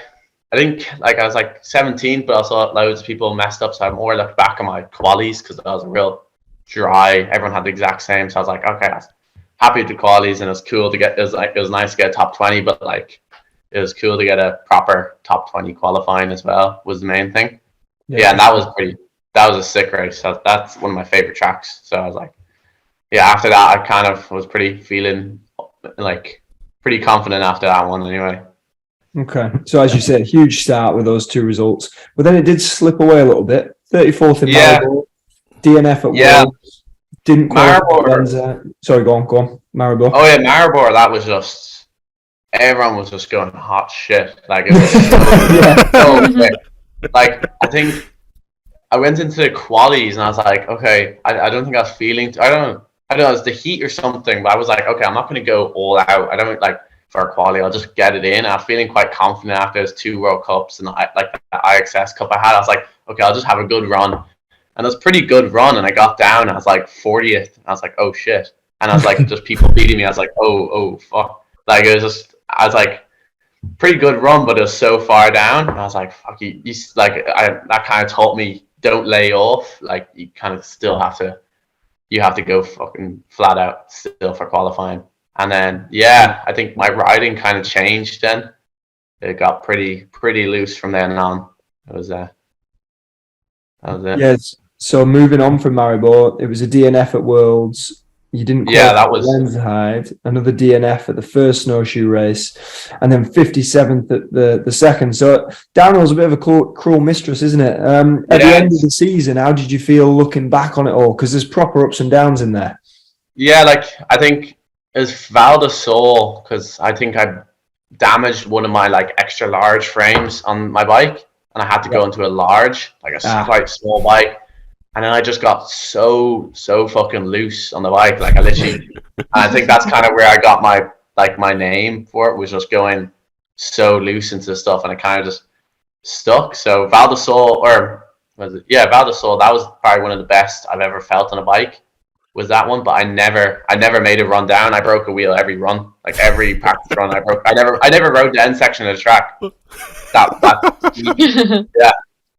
And like, I got to know one of the marshals, because I walked past them so many times. This is like one of my stories from a race. Yeah, I think I broke like 8 rims that week, and then 2 rims were like in the same run as well. So it was like bang bang, 2 wheels gone, and my mechanic was he was fit to murder me. Yeah. And then for qualies, that one, I think I was 10th in the first split, and then I just blew the wheel up, and that was pretty. And then the rest just kind of kept on going well. Or I think Lenzerheide, I was like 24th or 20, I don't know, 20 top 30 on the last split, and then that last flat turn before the drop off, I fucking washed out, and that was pretty good. Yeah. But no, I don't know. Moving on. Yeah. Yeah, no, just finish if you want. Oh, yeah. So it's kind of, pretty, like, I was riding good, but I was just not making it down the hill. I think it's pretty important to make it down the hill. So. And how were you feeling at the end of the season? Pretty tired. Like, I had like a lot of big crashes, so it's kind of like just, like sore. And the snowshoe, I minced myself. So I was pretty beat up after that one. So it's kind of like, I was looking forward to the off season and to try to change some stuff so I can actually race. Was the main thing. What stuff? What were you looking at? To more just calm down, just not light myself off or ride the bike off. So that was kind of the one of the main things, was it to get to be a bit more smoother. But I don't think I achieved that at all. So, I was about to say that, but I'll let Emmy ask the 2022 questions. Yeah. So moving on to 2022 then, you went to Taruka Mini World Cup and did pretty well there and qualified 4th and finished 7th. So after a pretty up and down 2021 at the end, that must have given you a huge lift, that result. Yeah, like that was pretty sick, because like everyone was going fucking quick at that one, and there was heaps of like fast boys, and so I was like feeling pretty good going into Lords. So I was like, that was like I felt like I was quick anyway, so. Yeah, and then Lords kind of slapped me in the face pretty hard, so I was like, okay. You spend quite a bit of time in Portugal, aren't you? You're a good friend with Gonzalo Bandeira? Yeah, I was only over there last week for a week as well, just because it's like such a min spot for training. It's pretty cheap as well. The weather's good, and like there's good gyms, so it's like it's the ideal spot for downhill bikes. And like in Ireland we just don't have any facilities to ride downhill bikes properly. So I was like, yeah, get me out there, which was pretty sweet. Nice. You mentioned Lord before, so Lord was my first experience working with you a little bit as well for Conti. I get to work with your team. I remember actually you only managed to have like 2 practice runs on a Friday, and then a few mechanicals, and you didn't qualify that weekend. I remember it was pretty hectic. For you. That was like the track was sick, and I think I did my first run. Yeah, my very first run, I was like, this track is fucking, this is it. Like, this suits me the best. And I loved it. And I went up for my second run, and I just got way too excited. Oh no, yeah, my very first run, I got a puncture, ripped my derailleur off, and chainring all in one run because I just got way too excited too quickly and was just doing stupid pulls. And I was too hyped. And then from then on, it just bugged every run, wheel, and I just got no practice in. That little chairlift didn't help either, or the train. Was pretty frustrating. So even going into qualies, I was just like, I don't know this track, and then a puncture again in qualies was kind of that for me. So bit of a shame, but it's racing. One of those, eh? Yeah, it was one of those weekends. But it was like the track was such a sick track. That's kind of what I was pretty annoyed about, missing out on a good weekend of riding because I just didn't get to ride. Pretty frustrating. Well, you went to the Fort Bill National after that, got 18th there, and then top 30 for the World Cup in Fort Bill.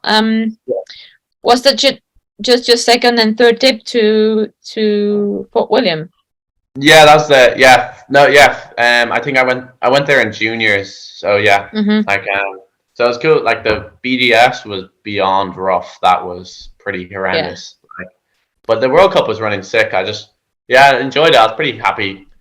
Like, it was nice to just get a somewhat result and then get 1 point for the team as well. That was kind of one of the main things. So even though it's I was happy enough with that, considering. So I couldn't complain, but still could have gone faster. Yeah, for sure. But Fort William is always hard, especially with people that have been there for 20 times. It puts in your place pretty quickly anyway. You can't mess about on that one. No, it's a long track to learn, isn't it? It's just the people who ride there a lot or have ridden there a lot. I think it's quite a significant advantage. Yeah. Yeah, I heard they're making a new. Well, I don't know if it's true, but somebody said they're going to have a new one for World Champs next year, which I pray to God they will. That would be something. But maybe not the whole thing, but at least the last bit. Yeah, no, it would be sweet, but either way, it's still good fun. Just rattle the bones around, pretty much. That's how it is. I think if they change any bit, I don't think it'll be the last bit. I think they'll keep the last bit. Or middle bit, I meant. Yeah, I think they'll change the middle maybe. That'll be cool. All right, yep. Moving on to Leogan then. There was again pretty nasty conditions, and you had a big crash in practice. Full scorpion in the stump, and then another crash in quali. Am I right? There was again Yeah, it's a weird one because I was I don't think my splits were incredible, but I think they were going to qualify. And then there's that steep bit into the net, and I just kind of went into the net, but I was I'll be okay. I can get out quick enough. And then the net got stuck around the brake lever. And I think I was there for I was there for 8. It felt like a fucking 10 minutes greasing the bike out of this fucking thing. I was getting so because I think I might have qualified if I got up quickly, but then it was just the old lever said no and kept me there for a while. But that was pretty annoying because it was wet conditions, so it was kind of up my alleyway. But I had some pretty big crashes as well, so I was pretty physically beat up. So, yeah, You want to say something, George? No, it's good. Okay.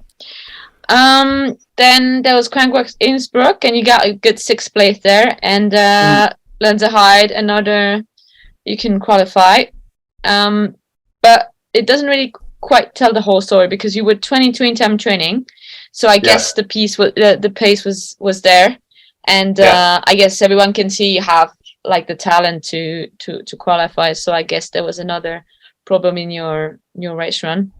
Yeah, that was a weird one with Lenzerheide, because I was riding like in practice. I felt really good. I was like getting everything just as I wanted, and then when it came to qualies, I was just like, okay, because I was getting quite aggressive riding, and I was like, just take it easy, and I just rode like it felt like a good run, and I just didn't qualify, which was that kind of messed my head pretty much. I was like, I just couldn't get my head around it. Like it was a weird one.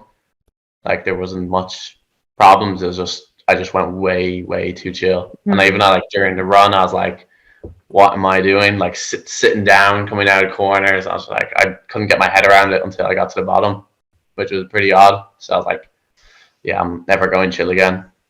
So yeah, well, I guess you're trying to find the right balance. So I guess if you go too hard, like you did maybe in Lords, and then you break everything, now you go too chill, then it was just also maybe because of that you got the result you got after. I mean, it's kind of normal. But let's quickly come back to Andorra, because I was there filming, and obviously you know where I was. So that stopgap was literally insane, especially before like the track crew cut every stumps like they were like laying around the landing. So you were probably the first, or maybe one of the first guys to hit. I remember if it was Lucas Cruz or I think first. Yeah, and I think there's a few. I don't know if that day, but some juniors in the B practice went for it. I don't think they made it now. No. They fucking they had a few big, but like they still hit it, so I'll give them that. But I seen that in track walk, and I was like, yeah, that's definitely 100% quicker, and it'll be cool as fuck. So I was like, grand. Sign me up. So that was it was kind of like I enjoyed that, and I think I got it most runs as well. I got sketchy as fuck, but like I still somehow held on to her, so that was that was good enough for me. There's a lot of people watching, and as well, like I guess it got easier because obviously people were like hitting the stumps and like crashing all the bars, so they'll cut more stumps, and then like the landing got a little bit easier each time. But there's definitely good stuff to film there. No, it was a pretty cool track, but I don't think it was an amazing race track. I think it was like for me, it was just we like I think some of the UK boys could say the same. Like we just don't have anything like that. So all I have is like tight, slippy routes, and that's about it. So flat out bike park stuff, you're kind of like, what the hell's going on here? But no, it's still a sick race, just very warm. You were P26 in qualifying and 42nd in the race. Was this the one where you necked the Red Bulls in the start hut? No, that's everyone. That's all of them, to be honest. That's them all. I think this one I just did not like. Again, I got to the bottom of the track, and I was like, I just had so much more in me, and it's kind of like I should have just gone faster, which is bit of a shame. But like everybody was just going so fast there, like crazy quick. It was mental. Did you realize that you'd started to pick up a lot more attention after Andorra? A bit. I think it was like that hook hook video. And like just kind of doing it every run, everyone was like, "What the fuck's he at? What is he at?" or something. But like now, it kind of got a bit more like just practice day attention. That was kind of like what I'd be known for, is like going really fast in practice and then spinning it in qualies. So that's kind of my secret trait. But so what's the usual number of Red Bulls and pre-workout on a race day? Yeah, so I've laid off the pre-workout because that ends in broken everything. And no, the Red Bulls, I'd always have to make my sneaky mission into like the not the VIP but the media tent, and go steal all the fucking Red Bulls because nobody wants to give me some. So that's like the main mission of the weekend. Usually Tree gets me pretty amped. Yeah, that have me buzzing. I think Snowshoe though, I think I went over the top. I like fucking 2 more. So No, pretty. I think I was with you actually at the bottom of track walk at Snowshoe, wasn't I? Yeah, I think so. Fence, and you were raiding the Red Bull finish area thing, and you were shouting at the guy like, "Hey, give me some Red Bulls." He give you a couple, and you're like, "No, we need more." This all makes sense now.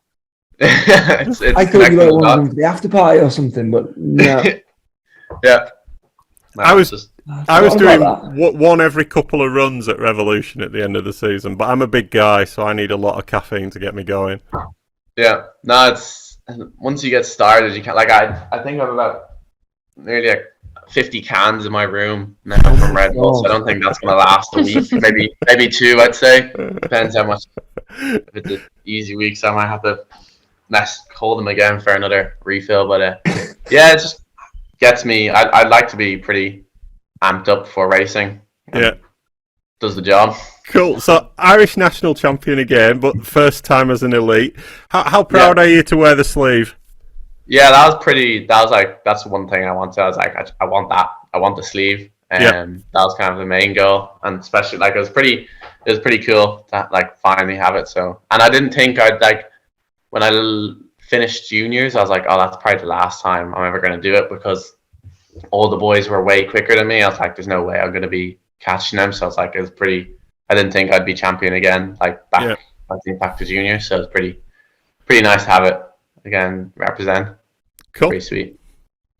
Well, on to Snowshoe. I was there, so I know how slippy it was. We've got Greg Minar on the podcast saying that they are the greasiest conditions he remembers at a World Cup. You took a big slam in practice, but you got up and went P8 in the time training. Were you feeling like you were hitting a new level that weekend? I think it was more, like I was kind of just, crashing isn't, like I'm touching wood right now, but crashing is kind of like, I think it's more, it's my tradition to have a big hugie every practice day. And I had a good few big ones then. As funny as that sounds, that used to be my thing as well. If I was going into a race run having not crashed, I'd always be like, oh, fuck. Yeah, what's going on? I've got a little bit older, a little bit less bendy now, so I try and avoid it. Is that oh fuck because it's going to come in the race run? No, I don't know. And usually when I crash, somebody always gets it on video, so it's pretty, like, it's always, like, if you don't get a good photo or a reels or something, like, everyone loves crashes, so it's like, why not? Like Leo Gang, I had so many huge, well, that was kind of, after a while in Leo Gang, I had, like, a massive one every run, so I was like, this is enough now. But Snowshoe there's a few big ones, but it was so slippy, fall and just slide, so it's okay. Beside the rock gardens, he didn't slide there. They're brutal. Okay, so fast forward a day, and you were 5th in qualifying, which is obviously outstanding. You sat at the top the following day, and the only riders left, Loic Bruni, Bernard Kerr, Thibaut de Prella, and Omri Piron. Do you remember? I spoke to you before you run. Do you remember that? A little bit. I was kind of just so freaked out at that stage. Like I was. Well, I wound my window down in my high car on my way back to the pits, and I just shouted. I just said, "Don't do anything different. You've got the pace. Just do the same thing." Everybody was rooting for you to do well. How were you feeling at the top before the run? Yeah, like I was in the pits, like with lads warming up, and that's when I had my first Red Bull. And I was like, that kind of that was the start of it. I had one then on the turbo, and we headed over, and I was like, do my warm up, and it's like. I think I seen Loris Vergier going for his run, and when I seen him go up for his run, I was like, "Holy shit, he's going before me!" I freaked out and just started sculling cans. Like I think I had 3 in the space of 2 minutes because I was like, my arms feel tired. I need energy. I was like fucking freaking out at the medical tent, and, beside the medical thing, just like what the fuck's going on. And then it was pretty weird moment, but it was cool being. And then I went into the gate super early because I forgot about how big the gaps are for the last or the top 5 or top 10. Yeah. So I was sitting in the gate straight after Andreas. So I was sitting there like what the fuck do I do now? Just waiting for the clock to go down. And the crowd are kind of quiet, so I was shouting at them to make a bit of noise because it was quiet, and I'd start freaking out if it was quiet. So they were cheering me on. I was like, okay, this is then I got into the zone. It was pretty kind of into the zone. So yeah, that's not too Nice. bad. So onto the run. You held it together. The track was gradually drying up. You were 1.5 up before a bit of a mistake in the rock garden, which cost you some time, and finished 4th. Happy with the run? Yeah, the run was like, I think like I could have gone quicker in some parts, but also you could crash so easily. And like my main goal was like get a good top section, and then if like get a good top and get some like good splits, and if I crash, at least I was going for it. Or something. I didn't want to come down to the bottom and be not I'd be happy with a 20th or something, but like to be 5th in qualities, you'd want to back it up. Yeah. And nobody told like loads of people didn't think I was gonna do it, so I was like, just do it, like. And then I kept on going down, made it past each section. I was like, holy shit, I'm still on the bike. Keep going. Like, even to myself, I was like, no way. I was getting through bits that I completely just couldn't get all week. Got it perfect. And I was like, keep it going. Let's go to the next one. So I was like, I was pretty crazy with that. And I think I sprinted pretty hard at the top, so I was fucked the whole way down. I was wrecked. I just pedaled wherever I could. I do have to say, I missed out on finals. I was 61st in the quali, which I was fairly relieved about because of the conditions. But as a result, I spent the morning of finals day on the track in the bottom section. And there were only a few riders who got that bottom section nice in their practice runs, and you were one of them. It did stand out that you were riding well. It's like it was pretty like tough, but like slippy, techie conditions. I was like, that's like what I'm used to. So I was like, it's like okay, fair game. Like finally we have something close. I think Bernard said the same thing as well. He's like, he's used to that stuff as well, so it's helped him out there as well, which was pretty sick. So tell us a little bit about that buzz on the podium, because obviously it was probably an experience you potentially weren't expecting. How was that for you?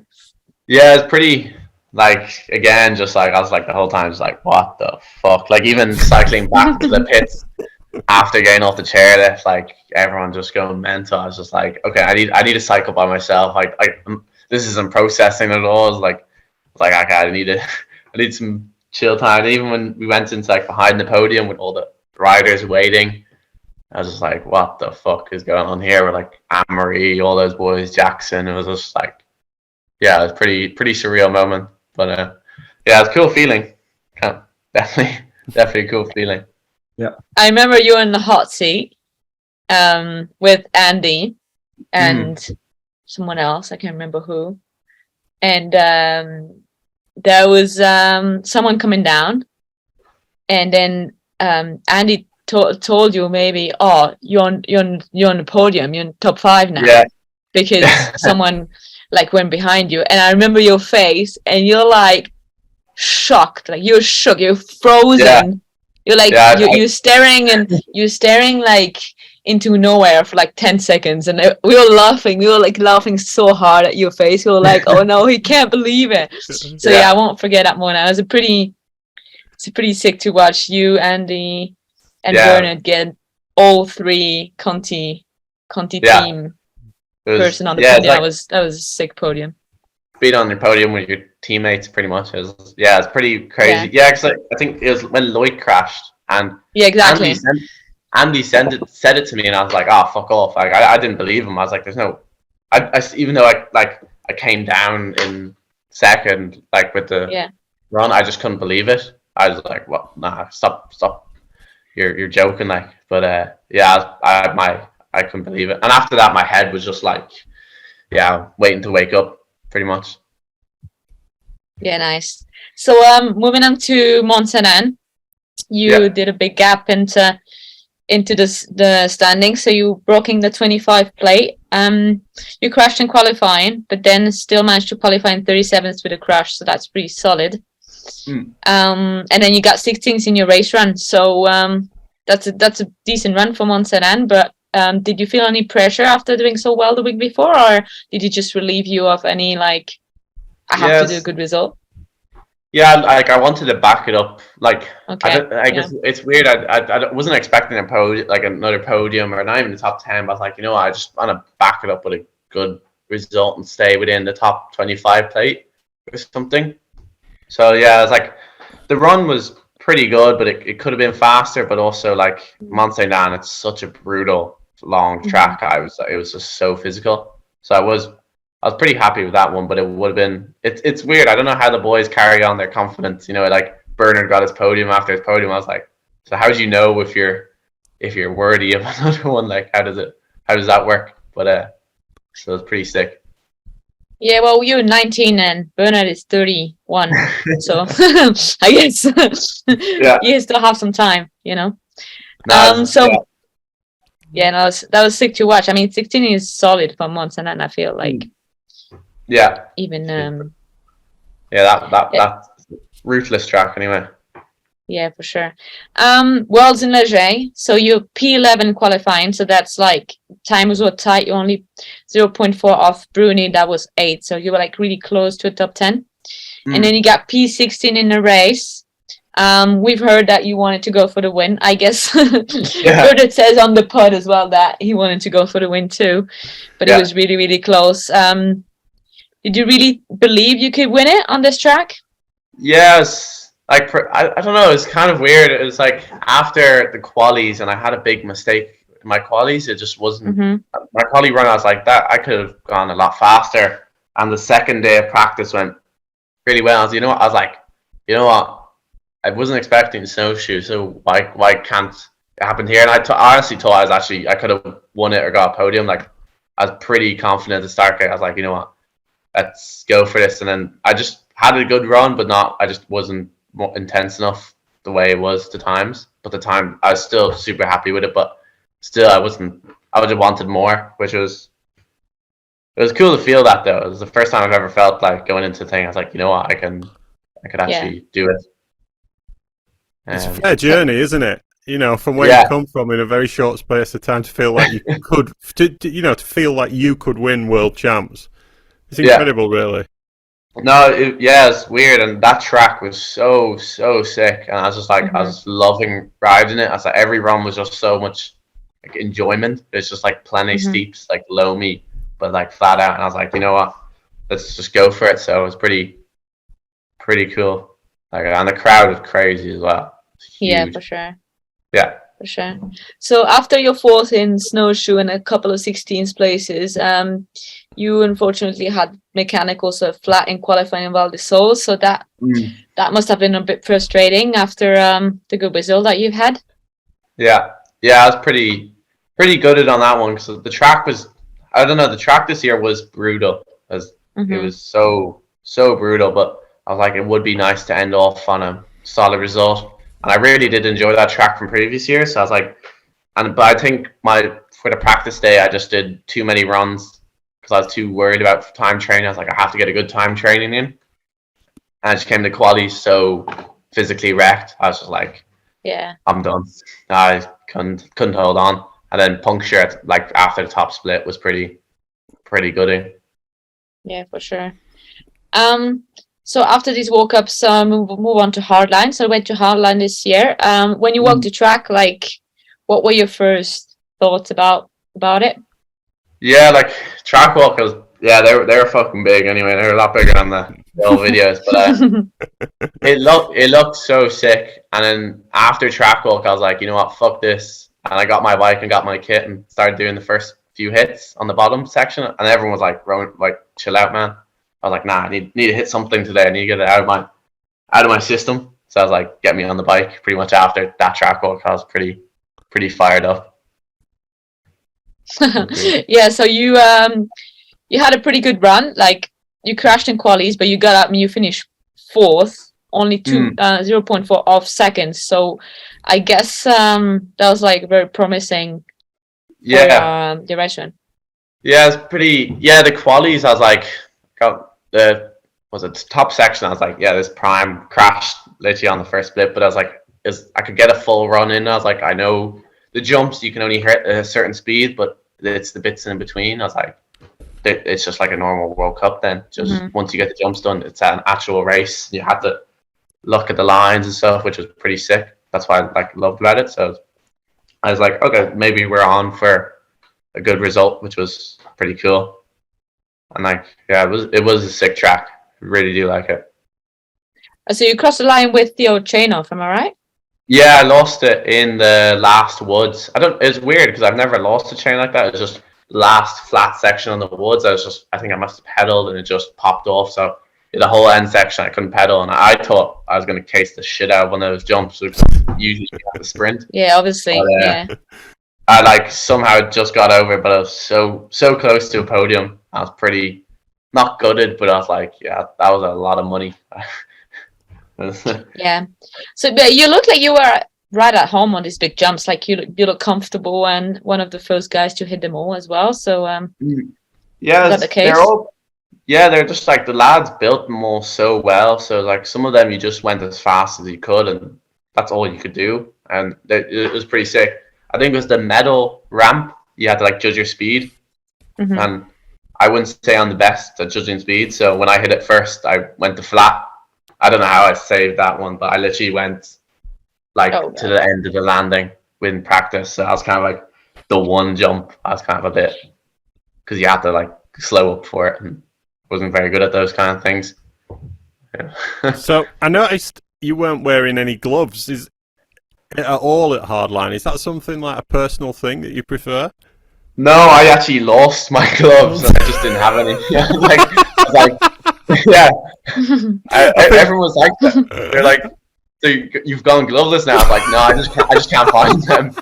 I think Jack just headbutted the screen then. Yeah.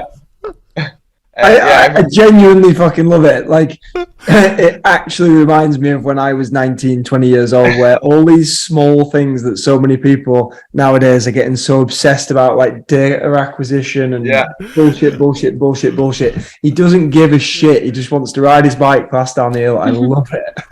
Yeah, I think in qualies, when I crashed in qualies, I punched a bank full of that sloppy fucking mud. And I was going into the first step down that metal ramp. My hands were just sliding on the bars because it was just slime. And I was just before, I was trying to rub off the mud on one hand. It was so dodgy. Every time I pulled up, it'd slide. Oh, I'm crying. Yeah, everyone was like, "Oh, you've gone gloveless now." I was like, "Nah, I just can't find them anywhere." I thought I packed them. I was just gone. Absolutely amazing. The best thing we heard on the pod. Yeah, or it's I kind of did something similar in snowshoe for my qualies. We all got new shoes from Crank Brothers, and I put in the cleats in the last minute, and I fucking put them in all arseways, bending off to all different directions because in a rush. So in that qualies runs, I just kept on clipping out because they were just all fucking janky. Things like that. I'm kind of, as long as the bike rolls, it'd be grand. So there's a post on Instagram from the end of, I think it's the end of November. No, maybe it's the end of October, and it's you and filming with Tom Caldwell, and you're pulling. I was out with him yesterday. With one hell of a gap. Oh yeah. Tell us a bit about that, and how many bikes have you broken this season? I actually haven't broken any bikes, surprisingly. Right. I thought hopping on a carbon bike, I was like, this is it. This is how I die. But because the new even because it was a prototype bike, so prototypes are if it breaks, we'll fix it. But yeah, I never broke one. And then I remember I posted an Instagram video of doing this big hook, and it sat it made an awful noise. And straight away, the New Proof boys fucking sent me a message, and they're like, "We know you broke the bike. Tell them." Stop lying. They're like, "I know you broke something." I was like, "No, I swear the bike's grand." He's like, "Stop lying to me." He's like, "I got the mechanic to check through it." But for Tommy's video, I was like, "Yeah, I needed to do something good for him." So there's a few other cool clips that didn't make it. Sadly, they wouldn't be allowed in the edit. But it's pretty sick. How far's that one? Do you know? 60 foot, maybe 70 foot, I think. Yeah. And you could go a lot further, but it's a really flat pedal into it. And you have to sprint into it and then like just pull. So if you had a bit more of a run in, you'd be going fairly far down. Yeah, we were out with Tommy yesterday filming for a Vital, and he's a good lad. Shout out to Tommy. But yeah, he did mention you, and he did say it was a rowdy day when he was out with you. Did he mention the truck? He didn't actually. Oh yeah, that's the clip that didn't make it, sadly. But oh, no way. Go on, tell us a bit about this. Yeah, so I've like this old yellow pickup that I gave to my mate, just to like use for uplifts and stuff, and we're like bikes on the back doing some drifts and stuff, and I did some pretty sick drifts. I was feeling like Ken Block. I was like, fuck yeah, I'm gonna watch this, boys. This is gonna be hot shit now. And I overcooked her a little bit, and the back end fucking smacked the tree pretty hard, and all the bikes went different directions around. All the bikes are in there. Oh, tidy. And two of the Irish boys are hanging on the top of it as well. Honestly, when I stopped the truck, I went to look back and I was like, no way that those boys are still there, but they held on. Nice. We did something similar over here a few weeks back for one of our videos, and I had nightmares that night of me killing the lads because they were in the back of the truck and I was going about 50 off road, and it's like, oh, if that goes wrong. Yeah, like I've a set of St. Cranks here. That one crank is at a 90-degree angle because I hit the tree that hard. It's just obliterated it. The bike's actually grand, surprisingly, but sure. Yeah. So after an amazing season like that, you know, it's the stuff of dreams, really. What are the kind of hopes and dreams now? What's the plans for next year? Yeah, so like now I was in college for a bit, but I couldn't really train, so I kind of had to put that on the back burner. So pretty much just do everything possible to get back on that podium feeling, to be honest. So actually train as much as I can, get out on the bike as much as everybody else, and if I could train like everybody else, and like it shouldn't be, hopefully get the same results. So that's the plan, to be honest. Excellent. Well, look, thanks for making the time to come on the pod. I know you've squeezed us in tonight. No worries. It has been great watching you ride this season, and a lot of fun talking to you tonight. It's great to see people with that raw spirit of, you know, just wanting to ride the bike as fast as they can, and the hooks and the lack of self-preservation. Self-preservation, that's the words, yeah. So hope you can keep it all going next season. Best of luck. Cheers, lads. Yeah, it was good crack. Absolutely, mate. Just keep doing it your way, and I think you'll go far. Cool. And that's it for another episode. Thanks to the sponsors of the show: Hope Technology, JTech Suspension, Revolution Bike Park, Ride Southern Spain, Schwalbe, and SingleTrackWorld.com. As always, if you're enjoying the podcast, please subscribe so you don't miss an episode. And if you've got a sec, please drop us a review. Alternatively, please give us a follow on Instagram at Making Up the Numbers Racing or Facebook.com/Making Up the Numbers. We'll be back very soon.